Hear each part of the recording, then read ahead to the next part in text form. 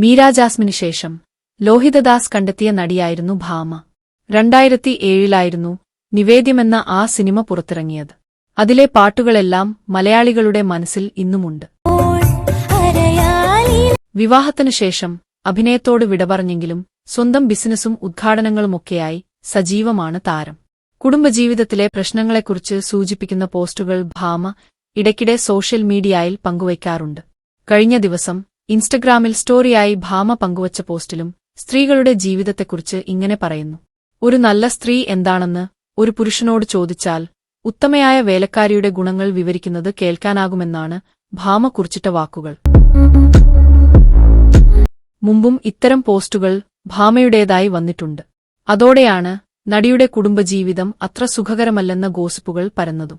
ജീവിത പങ്കാളിയിൽ നിന്നും വഞ്ചന നേരിട്ടതിനെക്കുറിച്ച് മറ്റുള്ളവർ എഴുതിയ പോസ്റ്റുകളും ഭാമ ഇൻസ്റ്റഗ്രാമിലിടാറുമുണ്ട്. വിവാഹം കഴിഞ്ഞ് 2 വർഷം പിന്നിട്ടപ്പോൾ സോഷ്യൽ മീഡിയയിൽ നിന്നും അരുണിനൊപ്പമുള്ള ചിത്രങ്ങളെല്ലാം ഭാമ ഡിലീറ്റാക്കി. അരുണുമായി പിരിഞ്ഞുവെന്നുള്ള അഭ്യൂഹങ്ങൾ പരന്നിട്ടും ഭാമ ഒരിക്കലും പ്രതികരിച്ചതുമില്ല.